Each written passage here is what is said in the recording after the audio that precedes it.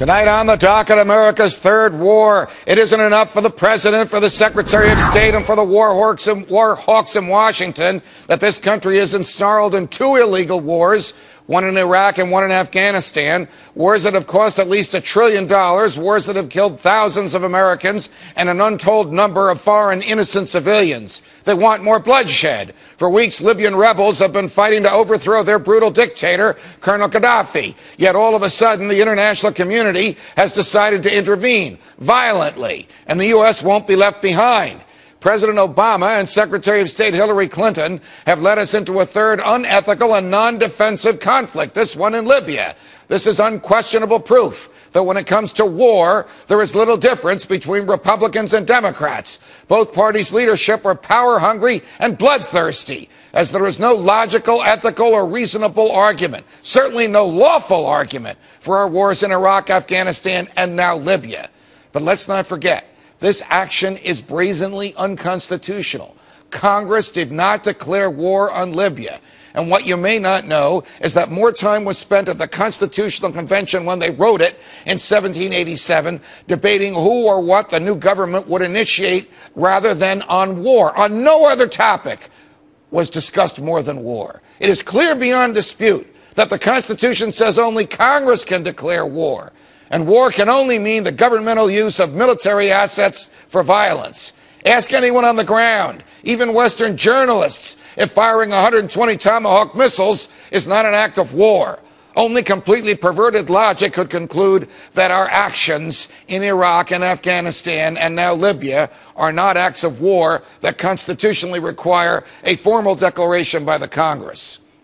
Here now, one of America's strongest critics of wars of opportunity, a true champion of liberty, Texas Republican Congressman Ron Paul. Congressman Paul, welcome to Freedom Watch.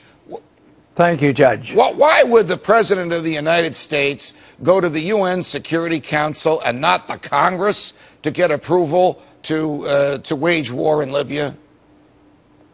I think he philosophically believes in one world government. He wants to keep nudging us in that direction. I don't believe that he has a conviction that national sovereignty has any value. So therefore, if they can diminish the Congress, and if he diminishes the Congress and he can get his authority from the United Nations, this enhances what he believes in. But he's not alone. You know, the leadership in both parties have been nudging in that direction for a long time. Well, why are the leadership in both parties, particularly Congressman Paul, the congressional leadership, not protecting congressional turf? Why isn't Congress or Speaker Boehner saying, you can't do this, only we can do it? You didn't even come to us. You went to those characters on the Upper East Side of Manhattan. Who's there besides you and Congressman Kucinich to protect the constitutional prerogatives of the Congress? Well, we have a few more, but our numbers are small. We tried to do something last week about bringing troops out of Afghanistan. Our numbers are growing, but at the same time, we barely have a number worth anything to get us out of Afghanistan. Here we are getting ready to start another one.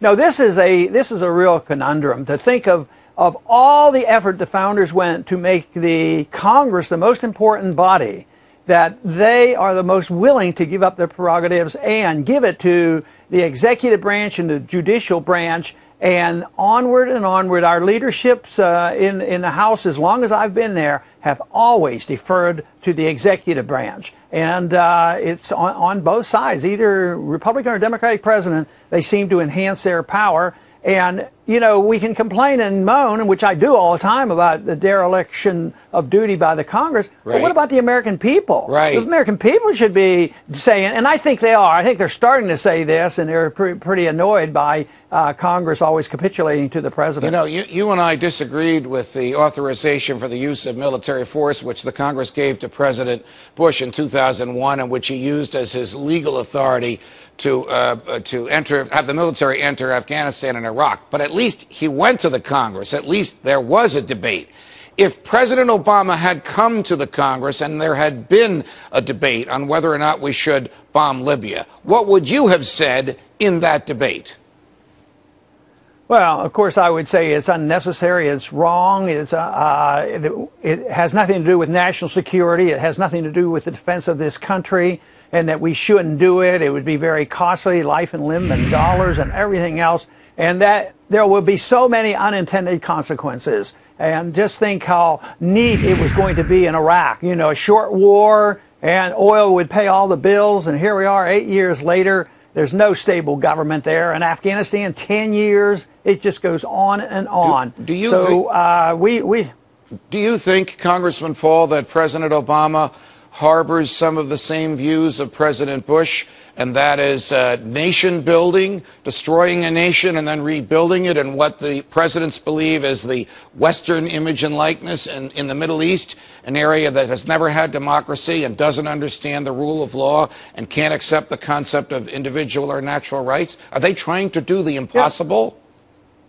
Yeah, they are, and they've been doing it for a long time, but I believe it started really with Wilson, you know, making the world safe for democracy, this motivation to sell it to the people.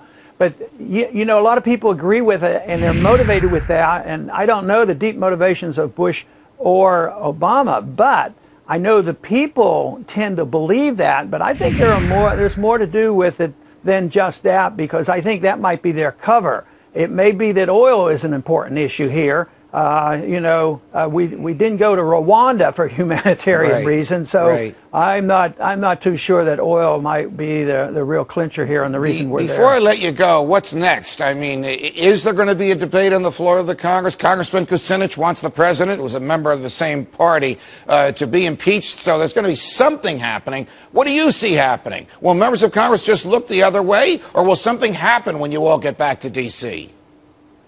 No, I don't expect a whole lot to happen, because the leadership, I see some of the Democrats who were really very, very tough on George Bush when he was starting his war in Iraq, but now they're all for, you know, Obama's war because they got permission properly from the United Nations. You know, that just seems to clinch some.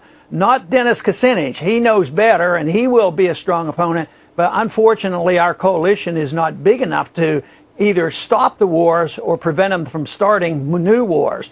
But I am still hopeful that the American people will wake up and join us. But monetarily, we won't be able to afford it. That's what will finally end all this, is finally when we're flat out broke. Congressman Paul, it's a pleasure. Thanks for joining us. Thank you. Congressman Ron Paul is not